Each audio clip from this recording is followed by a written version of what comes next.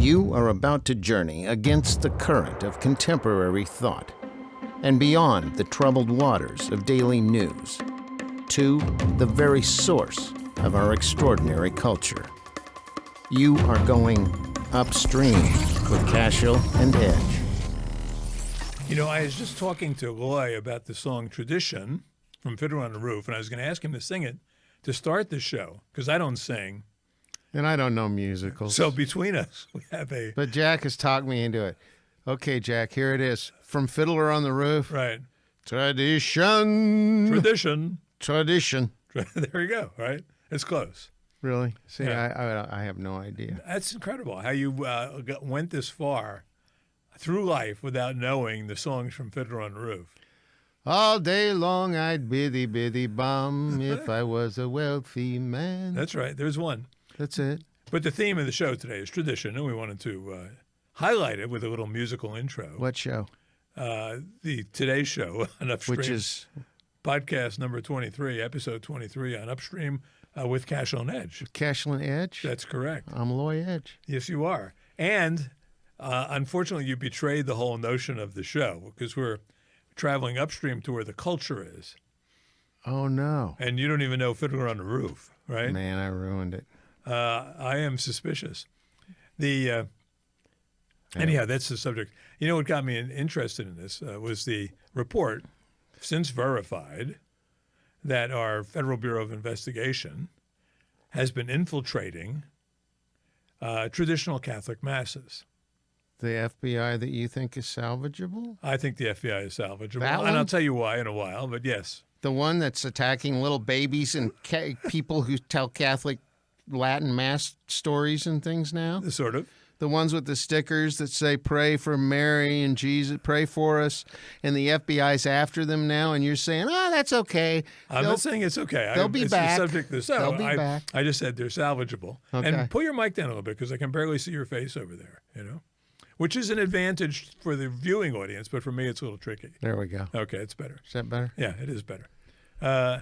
No, what happened is first, this came out through the weaponization subcommittee of the House, where it was discovered that the FBI field office in Richmond, I believe that's Richmond, Virginia, has been put out a memo describing what they, basically what they hope to do with regard to traditional Latin masses, and that is not only to use confidential human sources to infiltrate it, but they also alerted the diocesan leaders to rat out anyone they suspected of, and this is where it gets really weird, Loy, of fomenting what they called the acronym REMV, racially and ethnically motivated violence. And this is Catholics that they're going after. Do you know anything about the traditional Latin movement? Yeah, I do. I know a little bit about it. Tell me what you know. Well, it's really, in order to put the word traditional on it, you have to have screwed it all up in the first place. Right. Which they did in the early 60s with the advent of the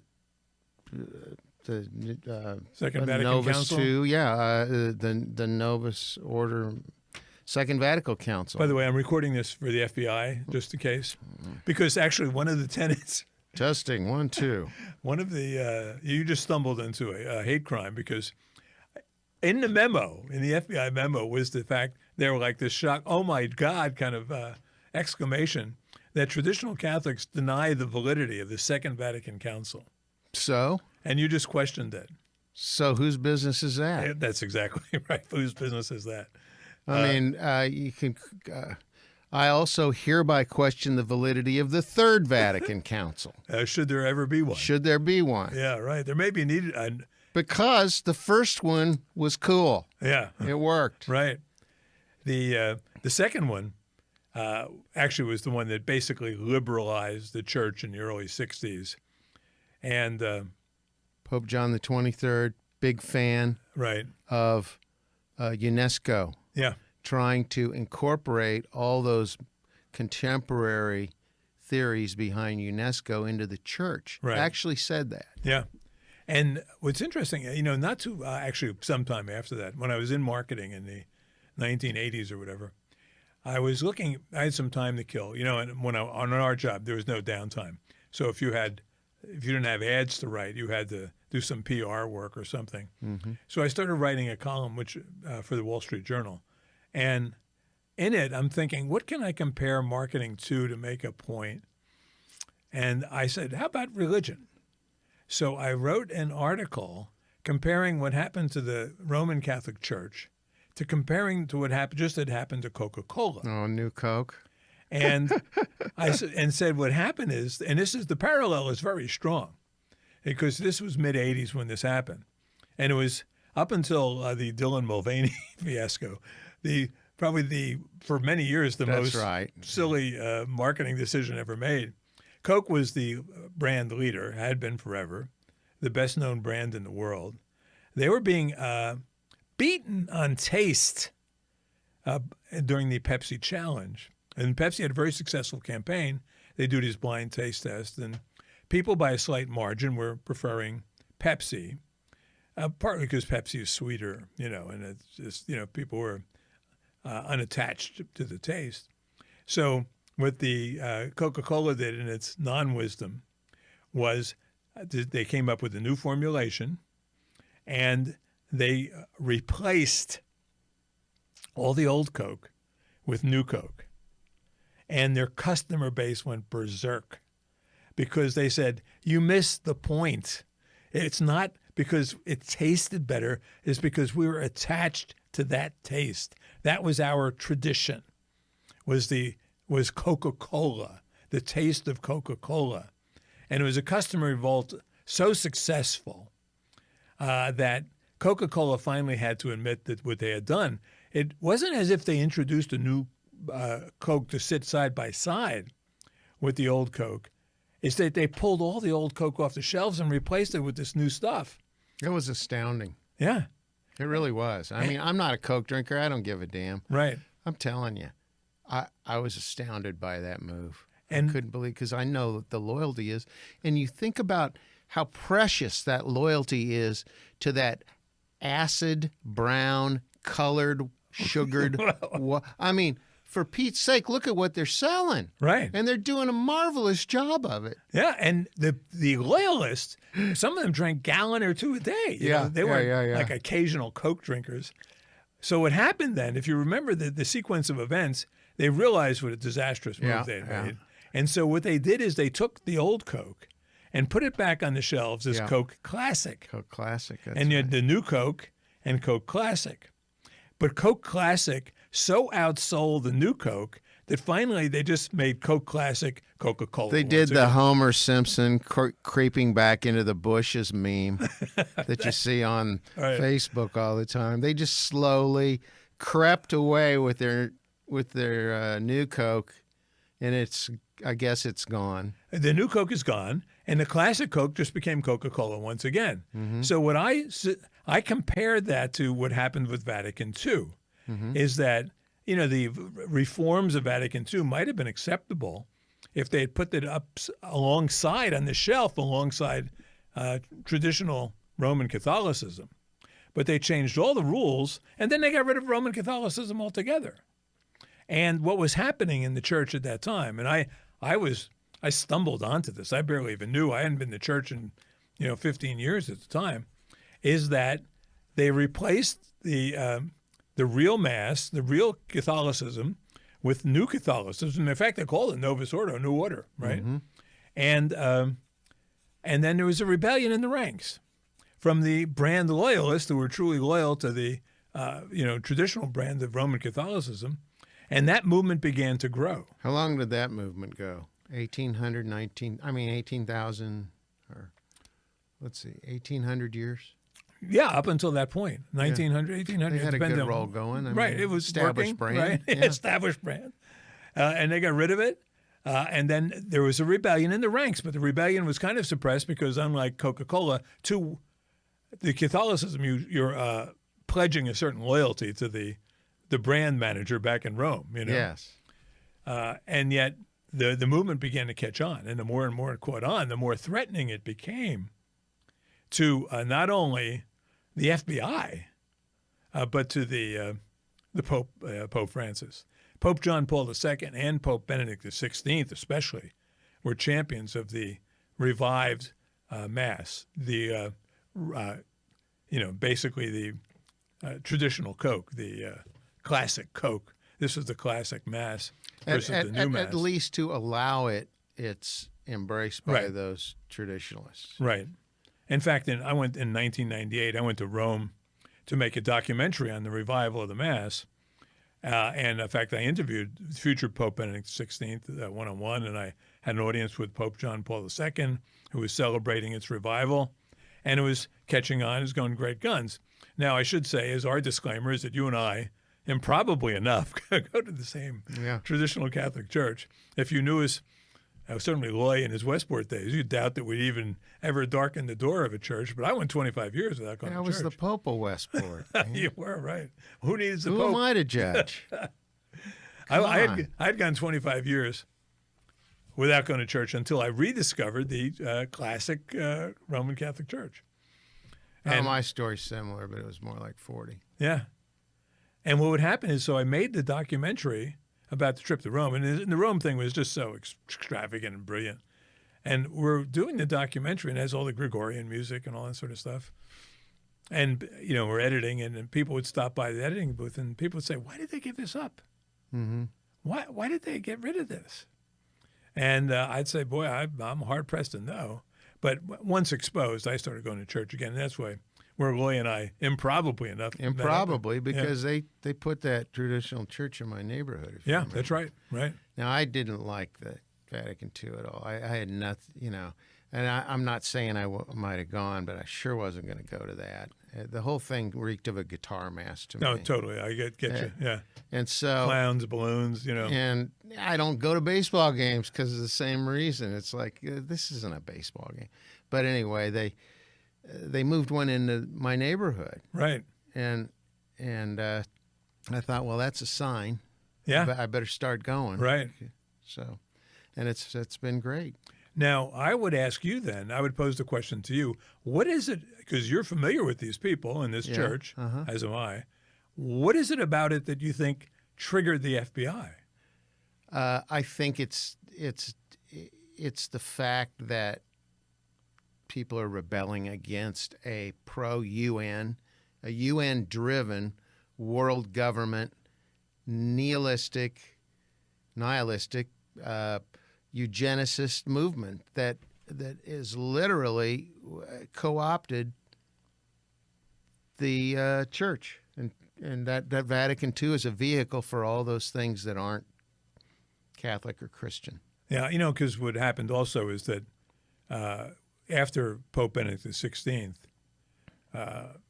with the ordination, not the what do you call it, the new Pope, Pope Francis. I forget the word that you use when you announce a new Pope, but he's of the Vatican II spirit, and now he's clamping down on the ability of priests and orders to have a Latin Mass. They're closing them down wherever they can, and they have bishops who cooperate in wanting to shut them down, and partly because the traditional Catholic Masses are so successful. They're so popular, and they attract young families, big young families, as you know. And this seems to be a threat to people who want to embrace the world, right? Instead of protecting the faith from the world, they're protecting the world from the faith. And it's not necessarily a good movement. Exactly. You hit it on the head there, Jack. That's very observant. They, I talk about, I think you agree, that the two forces that they like to apply are moral relativism and secular humanism. Right. The new Mass opens up those options. Right. The new Mass is, it's open to those concepts. It kind of, and just one thing about the way they turned the Mass around, they literally turned it around. Literally, so that the Because priest we had faces the what altar, they right? call ad orientem, Right. which is the priest facing, traditionally it was the east, Right. but what it meant was facing toward the front, in communion with the other communicants to God. Right, exactly. Yeah. And now they changed that around, so now it's a very worldly view. Right, and that you are celebrating each other That's right. and your community. That's right. And that's this essence of the message that the folks in our government, those are the people our government's supporting right now. That's right. And the clearest test, and it's a fascinating example because it was unprovoked and unplanned, was when we had a shutdown for COVID, right? Yep. And in Kansas, where the church is located, I, of course, live in Missouri. Oli lives in Kansas. We had about 2 months where you couldn't. The state authorities would have shot you on the door if you tried to go to church. And then when we reopened, they sent out a notice that now we're open for Mass again. This is in, I think, early May of 2020. And there was no instructions. Yeah.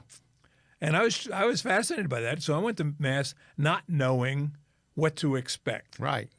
And what we found were full churches, people sitting shoulder to shoulder, few, if any, face masks, communion on the tongue, right? And within a month, coffee and donuts, right?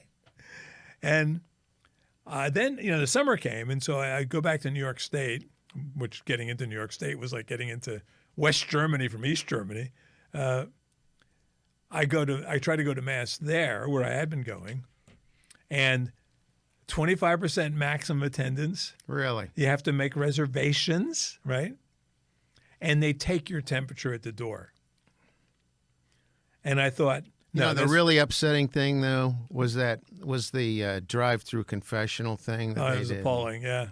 Or the one place where they were using a water pistol Yeah, that was to nice. baptize people from afar so they didn't make contact. And I'm thinking, here is what traditional people do, is they think for themselves. I mean, no one told these people to show up unmasked, right? Right.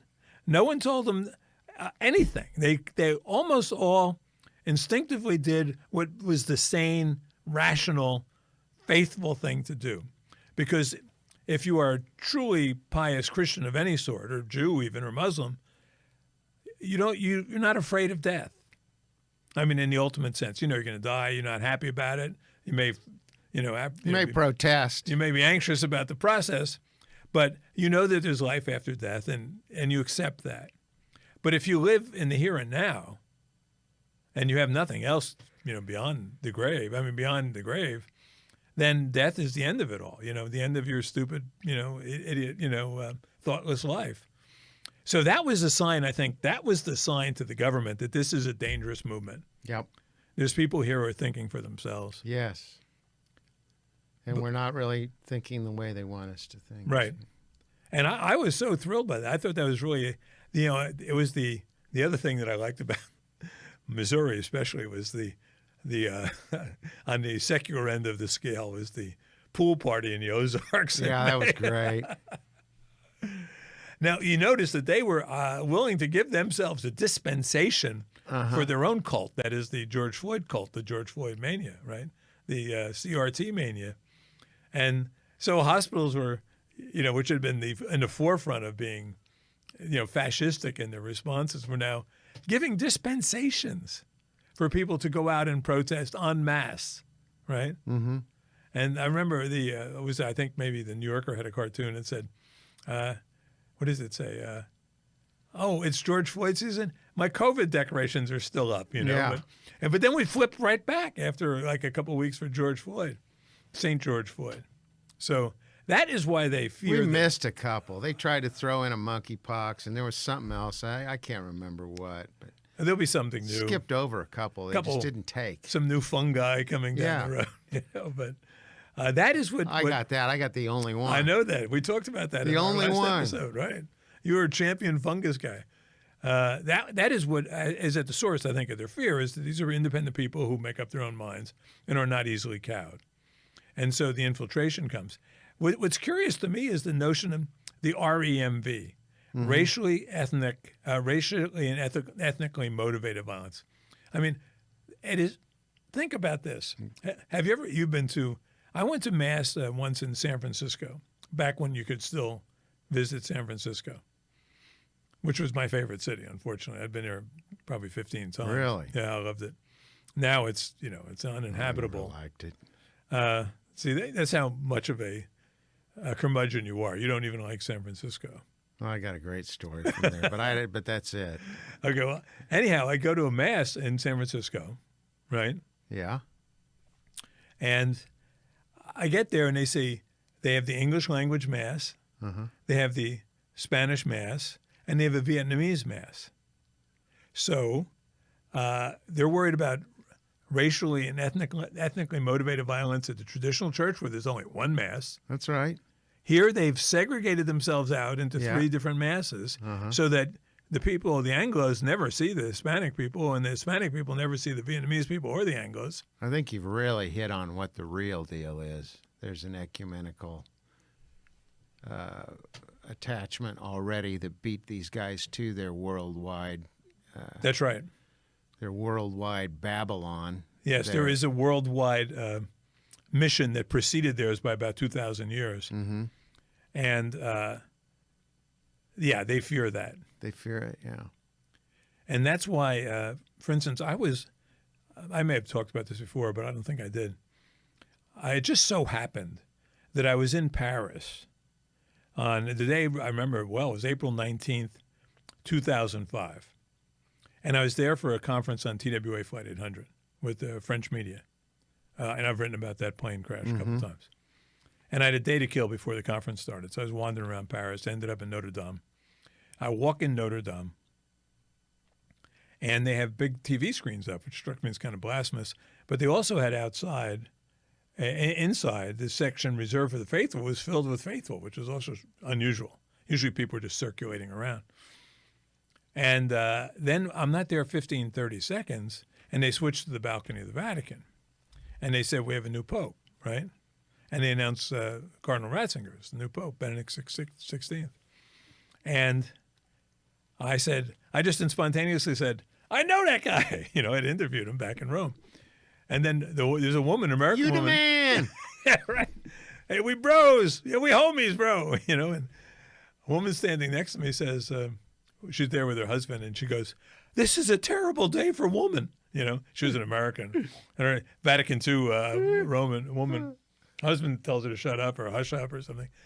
But the newspapers, the European media greeted the nomination of Pope Benedict XVI the way the American media greeted the election of Donald Trump. Hysteria, days and days of angry, editorials. Now, this is the post-Christian Europe, right? They don't go to church anyhow. What are they worried about? And I think you're right. They're worried that their globalism will lose to another globalism, an unforced globalism. And if you ever hear NPR talking about any kind of conservative theological person or what, all of a sudden I can't think, what's the name of the conservative in Israel?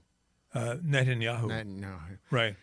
When he gets any kind of when he gets put into any kind of power position again, NPR goes crazy. Yeah, they do. Right. They just make up stuff out of whole cloth and just right. call the guy horrible names. And it's like he said when Trump was elected, and it's that secular humanism thing. That they need that cudgel of secular humanism in order to properly separate everyone. Right. They work so hard at that. We've got your schools. We've gotten your kids out of their schools. We've turned those Catholic schools into like a eugenics institution. They've all got, and so this thing just they can't stand it. No, and it is. Especially, and what made the church so much a potential enemy is it represents a universal force that could be comparably powerful. That's right. And I speak here not just about Catholicism, but all Orthodox Christianity. And they particularly fear Africa because it's a very traditional place. And is it the traditions? Is it the actual religious practice? Is it the traditional perspective, the traditional lifestyle? What is it that is causing them to so grossly overplay their hand right now? I mean, if I were in management of the FBI and found out that our pants were down on this one, I mean, that we've been exposed for creeping around traditional Catholic Church. Well, Christopher Wray, the nominal head of the FBI, was very apologetic. He said, "This can't be. This can't happen." I don't know that I believe him, but he's saying that. And, I mean, he didn't say it didn't happen. He's saying this is not something we do. This is something we will make sure doesn't happen, right? But here's the irony, though. I just finished reading, and I would recommend this book to anyone looking for a book to read. It's called G-Man. It's by Beverly Gage. It's really the definitive biography of J. Edgar Hoover, who's been really mistreated by history recently, certainly. But although Hoover was not Catholic, he became a major ally of the anti-communist post-war Catholic Church in America. And he recruited heavily from Catholic colleges like Fordham and Georgetown, so that the ranks of the FBI, and this is still true today, especially among the older veterans, is heavily Catholic, maybe even predominantly Catholic, because they believed in the same thing. They believed in tradition. They believed in order. They believed in higher powers, et cetera. Natural law, right. And they were instinctively, I think, disinclined towards gross injustices. Now, the author of the book, Beverly Gage, who's, in a sense, I could tell politically, just your basic university liberal type. Mm-hmm. So she has to say these horrible things about Joe McCarthy just to make amends. But the book becomes increasingly favorable towards J. Edgar Hoover. He's making, in many cases, the moral decisions on issues that other people aren't. He's the one saying, don't intern the Japanese during World War II. Don't execute Ethel Rosenberg, Ethel Mertz, right? Those Ethels, they all just run together in my mind. Yeah. It's not funny that Ethel Rosenberg got mad. She deserved prison. She didn't deserve the electric chair. And same with Ethel Merman. And then on the what's also interesting in her reporting is that we're led to believe that his investigation of Martin Luther King was just race-based, Ku Klux Klan kind of thinking. But the fact is, as the author makes case, is that his two leading advisors were communist, right? Two white guys. And Hoover said to King at some point, you got to lose these guys, they're bad news. And he didn't. And so at the instigation of Bobby Kennedy, he wiretapped J. Edgar Hoover. I'm sorry, he wiretapped Martin Luther King.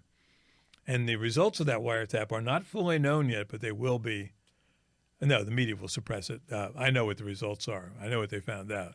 And it's ugly. It's ugly enough to dethrone Martin Luther King from his iconic position right now. Well, he's the only American that has a holiday named after him, Jack. He's about the only one left, certainly, right? There's no more presidents. Columbus is, they're all been dethroned, yeah. right? We'll talk more about that. So what do they do now? I mean, if they find out these things you've got, Jack, don't take that holiday away.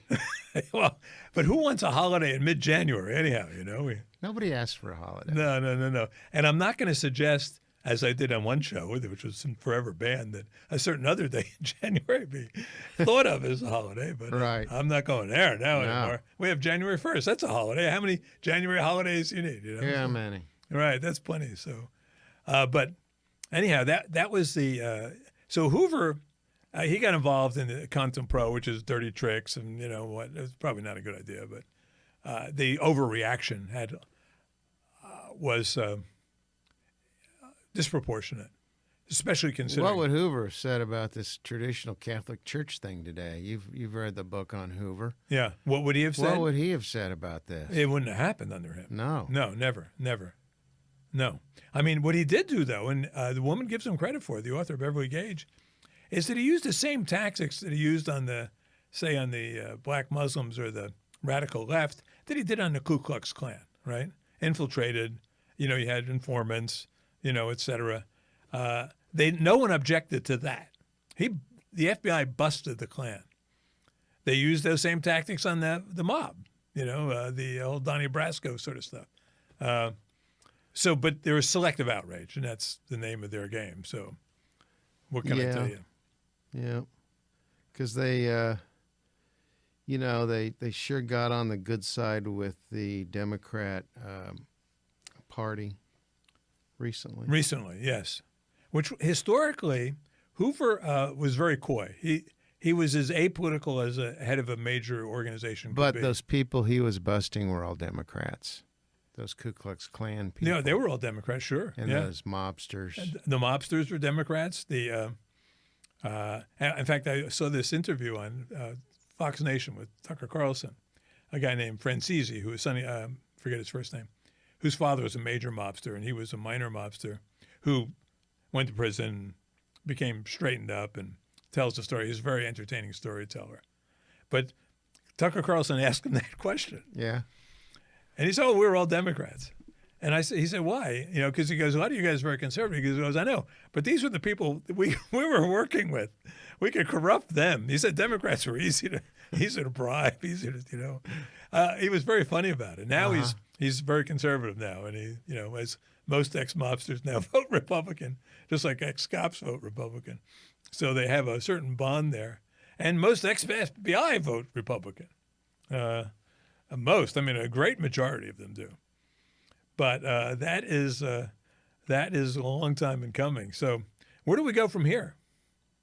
I don't know, man. That's really. I don't think you can. Well, one thing that's not going to happen. Yeah. They're probably not going to go and have a meeting of all the traditional Catholics and go, you know what, guys, the FBI's kind of mad at us. I don't know what we're doing. We're not doing anything, but let's change things up a little, make everybody feel better. And then they're going to come up with some crazy, I don't know, Jack. They're not going to do anything. This is all going to blow over. It's going to be fun for the traditional Catholics because we can all look around and try to figure out who's the spook in the room. And it's become a running joke now. It's a mess. Right? It is. You what do you call it? You pat 'em people down. down when they come into church. You go down for coffee and donuts. Right. For those of you who don't, I guess it's this way at most traditional Catholic churches, but you go down afterwards. You don't. In the new church, in the Vatican II, they stop the Mass in the middle. At this very uncomfortable point, they go, now we're going to turn to our neighbors and turn to the ones around us and offer a sign of peace. So you're in this very private Mass, a solemn thing where you're trying to get in touch with God and you're thinking deep thoughts. And then all of a sudden, and I'll a man left with your left hand. And they turn around and everybody's got to kind of like, peace be with you. And then people with a cold are kind of like, and they're all turning around. So awkward. Yeah. So it's just like, I think the chick from the Bud Light thing, they called her in to do that. Okay. It's like, oh, people are sick of all this, being left alone stuff. Let's do a communal thing. Yeah. And, they don't have to do that. The priests have the option of whether to include that or not in those Vatican II masses, but they all do it. I accept. And this may be the one bright side of the whole COVID phenomenon, is they stopped doing it. Did they? Yeah. Now, I don't know if they'll resume it. Oh, I guarantee you they will. Yeah. The gals love it. Yeah, because in the summer when I'm away from my own home parish, I'll go to a Novus Ordo Mass. It's tradition. It is the church. Most Catholic churches do it, a great majority. They don't have as many people per capita, per building as we have perhaps, but because our masses are full. Mm-hmm. Full to overflowing. And we benefited greatly from COVID because the people were dispirited by having to sit at home watching it on video or making reservations in advance or going to a drive-in theater to watch it or something, so that many more people came. But I think they stopped doing that handshaking stuff. That was one of my biggest beefs. Oh, me too. Me too. Yeah, yeah.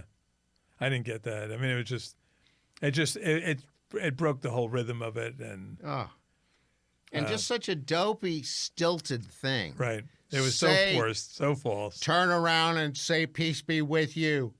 Do I have to? Yes. And some people were very aggressive about it. Like they'd walk up and down the aisles, they're like politicians. They were like running for office, and they'd be up there, But I've had the experience. Now I've been going to this church now for 25 years, this community, and what I've noticed though, and this is another I think that would frighten, if you were a secular humanist, is that the average family size in our church is about 6 or 7 kids per family. Of a mature family who's grown out. I've seen a lot of those there. Yeah, there's several are double-digit children. And like meaning more than 10 children, 10 or more children. There's no separate meeting like in some Protestant churches where children go through their own little gathering, which I get the logic of that. But here, everyone goes to the same mass, right? Mm-hmm. And these kids are asked to sit there for an hour and 15 minutes of utterly incomprehensible Latin, right? And all they can understand is the sermon and the gospel and the epistle. And I watched from the back because I've always sit in the back as an usher, and they bring the kids in when they're little, and they're a little squirmy, like when they're about 1 or 2, but every single kid who comes to our church comes with a father, right? Every single one of them. And the father's job is, especially with the little boys who tend to be squirmier, is to guide them into order. Not subordination, but right. Order. And they don't slap them or hit them or yell at them. They just hand on the shoulder, sometimes pick them up, take them out.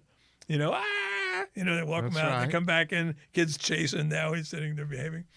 Got some threat or abuse back in the stage. And so by the time they are 8 years old, they can sit and they can kneel in perfect order on the altar for over an hour on in the hard marble ground without flinching, eyes straight ahead, hands held in the reverence. So. For the high masses, there's as many as 30 altar boys on the altar. I think there's a total in our church of like 65 people in rotation, kids. Knights of the altar. Right. And they are capable of controlling themselves. Yeah. And there was I think it was Edmund Burke who once said, and I'm paraphrasing, but I'm close. He goes, the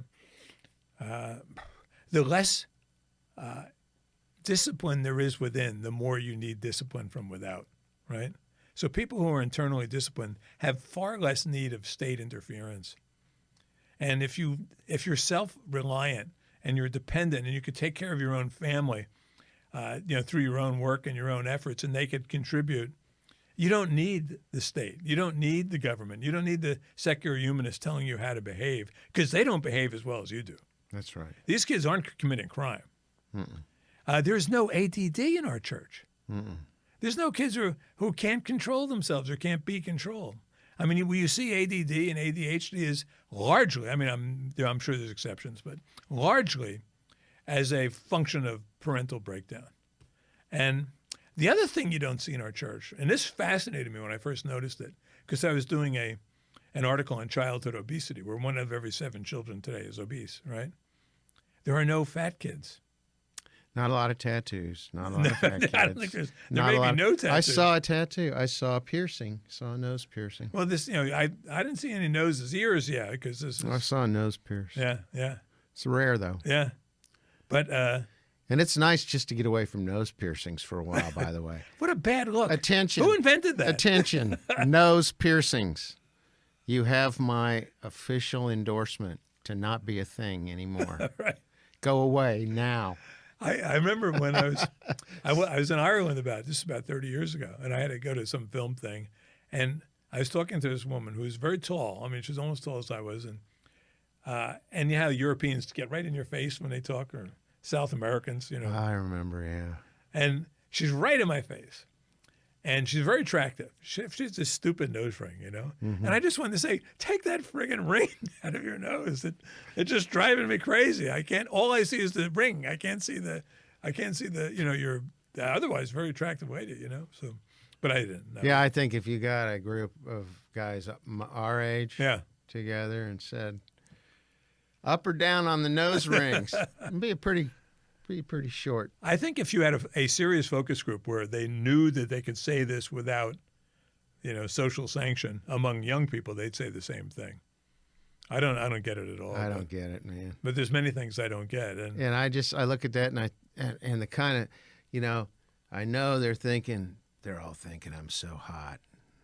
right. But what I'm thinking is, I wonder what kind of a mark that thing is going to leave when she finally realizes how bad it looks. Right. And takes it out and got that hole in her nose. And they might as well give themselves acne and make it, you know, it's a fashionable statement. If acne were fashionable, I would have been the coolest high school kid in America, you know. How about when the ear gauges, the big hole, and they come out, and then they just flop kind of like an elephant ear? Right.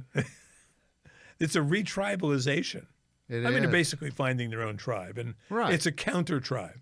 But the tribe they're rebelling against is the tribe that historically has made the world's greatest civilization for the last 2,000 years, which is part of the argument for tradition is that the values that are espoused in traditional churches of any sort, I mean, including even Muslim churches, mosques or Protestant churches, Jewish, Orthodox Jews, are the values that created our civilization, you know? Love, patience, tolerance, forgiveness, fortitude, self-reliance, discipline, you know, not whatever the values are that were being jammed down our throats like so many unwanted mealworms, which are supposed to be our new diet in the future, you know. Well, we got a war going on. Yeah, I mean, the lines are clear, right. the battle lines. And I think the viewing audience here is fortunate to have two cultural warriors like you and I Oh, here absolutely. going upstream. With Cashill and Edge. But we're not through with the show yet. I'm just saying that. Oh, man, you fooled me. I know I thought did. you were wrapping it up. I meant to pull that one back in. Zzz. I was listening to a comedian the other day talking about how cruel it was to fish, you know, the whole art of fishing. Uh-huh. And throwing them back doesn't make it any better. With their mouth deformed, you know, right? It's like now you heard it and you threw it back. Yeah, you've created these little mutants now that go swimming around forever marked by their peers. You know, it's like socially isolated, become pariahs, you know. You're not really a fisherman, are you, Jack? No. I did it when I was a kid. I was a very avid fisherman, but I lost the habit when I moved 1,500 miles away from the nearest saltwater body, you know. You guys are all saltwater snobs. We are totally saltwater snobs. You don't want to eat our carp out of the very word. of the river. You know, the very word of Midwestern fish, you know. And Midwesterners say things that here's one of the things that we say that are so stupid. I'm sure they say it down south. You're talking about carp, and they say, it's good eating if you fix it right. Now, I don't want to eat anything that's good eating if you fix it right. I want it to be good no matter what you do, Whether you're like a steak. Right, exactly. Hey, I grilled it. Yeah. I don't care. It's a steak. It's great. With a steak, you things like, it's hard to mess up a steak. Right. Yeah. But it's, you know, I was looking at this Tucker Carlson thing on the insect revolution. You following this? Oh, yeah. God. And they're all saying, well, yeah, if you douse it in chocolate, you know, it'll taste good if you don't taste it. But it's all like that. If you prepare a cricket right, it'll taste pretty good. Yeah. You know, right? Anytime they say if you fix it right, don't get anywhere near it. Right. And on the theme of our show, the very people who are trying to infiltrate our church are the very same people, and for the very same reason, who are trying to take our cows away and feed us crickets and They mealworms. are. And so one has to be vigilant in this battle. And the trick is to know what you believe and why you believe it. And if you do that, you can win every argument you're in. I mean, it's just You got to confront them. You got to confront them, and they'll back down. right. Because they know what they're doing is sinister. Yeah. They know it's wrong. They don't want to be. They're fooling themselves. That kid with the FBI badge in his jacket, who's doing that, who is going to a traditional Catholic church to spy Yeah. on a bunch of families Yeah. and a bunch of Hispanics Right. and a bunch of Eastern Europeans and Yeah. Africans and all these Asians. people, Asians, and to sit there and say, he's got to feel like a dirtbag. He really does. Yeah. And so if there's pushback and if there's confrontation about this, eventually that guy's going to look, he's going to go, what am I doing this for? I'm not doing this anymore. I mean, you have to ask them to explain what it is they believe in. Yeah. And they're at a loss for answers. The only thing that can sustain them if enough other people are as addle-brained as they are, and they find solidity, rather solidarity with their fellow mindless drones, But we will all be here every week to undo that phenomenon for them and to help them recover and reprocess their lives and become functioning members of a society that has worked extremely well for the last 2,000 years, better than any society in the history of the world. We've been on a roll. Yeah, let's just keep it rolling, even though we're doing it uphill right now. We're doing it upstream. And let's hope it's not so Sisyphean at the end of the day. Hey, you've been listening to Upstream with Cashill and Edge. Jack Cashill here. Loy Edge here. And we'll see you next week. Bye-bye.